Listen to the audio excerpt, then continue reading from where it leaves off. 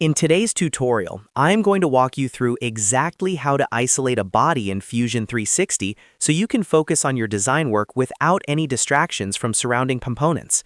If you have ever worked on a complex assembly or a multi-body part, you know exactly how frustrating it can be when other parts of the model get in the way of your view.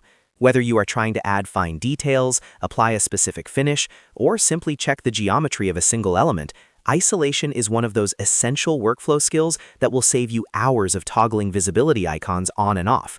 This method is the fastest way to declutter your workspace instantly. If this video helps you streamline your CAD workflow, make sure to hit that like and subscribe button for more professional Fusion 360 tips. All right, let's get started with the process. The first thing you need to do is identify exactly which body you need to work on. In most projects, you will have a browser list on the left-hand side or the actual physical model in the 3D viewport. To begin, simply navigate your cursor and click the body you want to work on. You will notice that once selected, the body highlights in blue, indicating that it is now the active selection in the software's focus. If you are working in a very crowded space, you might find it easier to click the body directly from the Bodies folder in the browser tree to ensure you have the right one. Now that you have your selection highlighted, the next step involves accessing the context menu to find our specific tool. With your cursor still over the selected body or the highlighted name in the browser, go ahead and right-click the body. This opens up a deep menu of options, ranging from physical materials to moving and copying.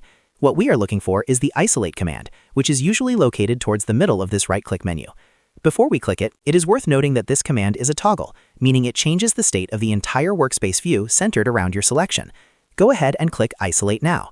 As soon as you click that button, Fusion 360 will instantly hide all other objects, components, and bodies in your current workspace, leaving only the selected body visible and fully accessible. Notice how the light bulb icons or eye icons in your browser for all other parts have crossed out or dimmed. This creates a clean, isolated environment where you can rotate, zoom, and edit your specific part without any other geometry blocking your line of sight. This is incredibly useful when you are performing operations like Boolean splits or intricate chamfering, where the internal faces are usually hidden by the exterior shell of a larger assembly. When you are finished with your modifications and you want to bring everything back into view, the process is just as simple. You simply right-click that same body again or right-click anywhere in the empty space of the viewport and select Unisolate. This will restore the visibility of every other component to exactly how it was before you started the isolation process. Mastering this quick shortcut is going to make your transition from beginner to intermediate user much smoother because it eliminates the tedious task of manually hiding dozens of individual components one by one in the browser tree. It allows you to maintain your creative flow and keep your project organized.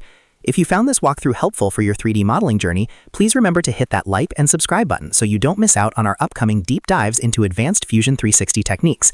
Thank you so much for watching, and I will see you in the next tutorial.